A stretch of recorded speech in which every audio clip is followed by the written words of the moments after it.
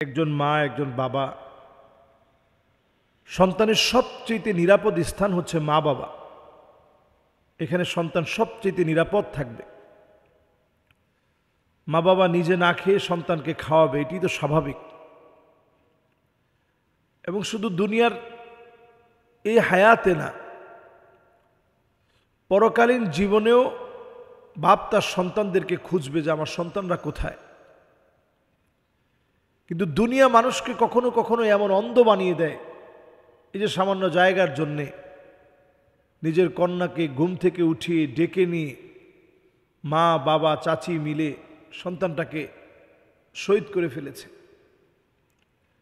এবং প্রথম যখন আঘাত করেছে তার মা বাবার স্বীকারোক্তি, যেটা আমি পড়েছি, যে সন্তানটা চিৎকার করে উঠেছে যে আমাকে কেন মারছ।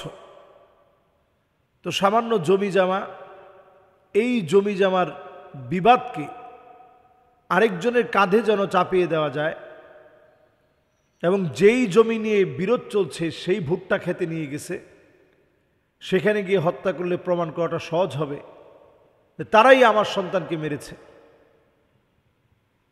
তো দুঃখজনক সত্য, অন্যায় কখনো চাপা থাকে না। এই অন্যায়কারীরা তাদের অন্যায় শনাক্ত হয়েছে, এদের বিচার হবে। এটা থেকে আজকে আমাদের এই সমাজ, এই রাষ্ট্র, সুশীল সমাজের অনেক শিক্ষা আছে। আসলে আমরা শুধু সন্তান জন্ম দিলেই পিতামাতার দায়িত্ব কিন্তু এখানেই শেষ হয়ে যায় না। সন্তান জন্ম দিয়েই পিতামাতার দায়িত্ব কিন্তু শেষ হয়ে যায় না, বরং এই সন্তান জন্ম দেওয়ার পরে তার 3টা অধিকার আছে, হক আছে। 1 নাম্বার হক হচ্ছে আপনি আপনার স্ত্রী নেককার দিনদার হবেন। দুনিয়াদার আপনি হবেন না, মা বাপ আপনি নেককার দিনদার হবেন। 2 নাম্বার সন্তানের হক হচ্ছে সন্তানের সুন্দর একটা নাম রাখবেন। 3 নাম্বার সন্তানের হক হচ্ছে ছোটবেলা থেকেই সন্তানকে আল্লাহ রাব্বুল আলামিনকে চিনাবেন।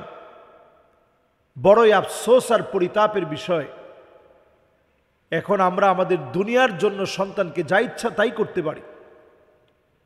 সন্তান বেহায়াপনা, অশ্লীলতা, ফাহেসা কর্মকাণ্ডে যাবে, আমার বিবেক সামান্য বাধাও দেয় না। আমার কাছে এটা কোনো অন্যায় বলে মনে হয় না। আল্লাহর কাঠগড়ায় তো সেদিন আপনাকেও দাঁড়াতে হবে। ওয়ালা তাজিরু ওয়াজিরাতু উযরা উখরা। যদিও প্রত্যেকের বোঝা প্রত্যেককে আল্লাহ তাআলা সেদিন দিবেন, একজনের বোঝা আরেকজনের উপর আল্লাহ তাআলা চাপিয়ে দিবেন না। তারপরেও আল্লাহ রাব্বুল আলামিন সেদিন সন্তানাদির ব্যাপারে জিজ্ঞাসা করবেন, তাদেরকে কিভাবে রেখে এসেছিলেন। والذين آمنوا واتبعتهم ذريتهم بإيمان। আল্লাহ তাআলা সেদিন প্রশ্ন করবে, সন্তানদেরকে কিভাবে রেখে এসেছিলে? উত্তর হবে, আল্লাহ ঈমানের উপরে রেখে আসছিলাম। ঈমানের উপরে রেখে আসার পরে এখন তারা ঈমানের হালতে, আমি আসার পরে তারা কোন হালতে ছিল আল্লাহ আমি তো জানি না। আল্লাহ বলবেন, আলহাকনা বিহিম যুররিয়াতাহুম, তার ছেলে মেয়েকে একটু নিয়ে আসো। সেদিন ছেলে মেয়েদেরকে হাজির করা হবে আল্লাহর সামনে। বহু বাপ সেদিন আল্লাহর সামনে দাঁড়িয়ে কাঁদবে এবং বলবে, আল্লাহ আজকে আমার ছেলে আমার মেয়ে এদের গায়ে জাহান্নামের পোশাক পরানো আছে। বাপমা তো এমন দুনিয়ার জীবনে যে দৃষ্টান্ত বাপমা রেখেছে, কত মা বাপ সন্তানের জন্য সব বিসর্জন দিয়েছে।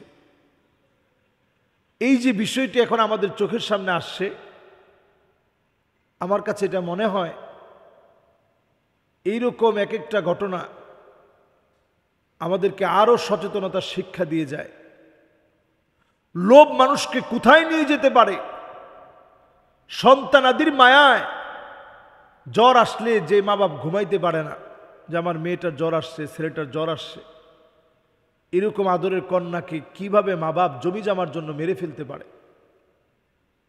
আমরা প্রশাসনের কাছে দৃষ্টান্তমূলক শাস্তি আমরা দাবি করছি এবং অনতিবিলম্বে এই মা বাবা চাচি সহ আরও যদি কেউ এতে জড়িত থাকে, এদের দৃষ্টান্তমূলক শাস্তি হওয়া চাই। কারণ সমাজ যেন এরকম বিদঘুটে কোনো চিন্তা লালন করতে না পারে, এজন্য এর অঙ্কুরোদ্গমেই এটাকে মূল থেকে টেনে ছিঁড়ে ফেলতে হবে, যাতে করে সমাজের ভিতরে এই চিন্তা কোনোভাবে লালিত পালিত না হতে পারে। আল্লাহ আমাদেরকে বোঝার তৌফিক দান করুক। আসসালামু আলাইকুম ওয়া রাহমাতুল্লাহি ওয়া বারাকাতুহু।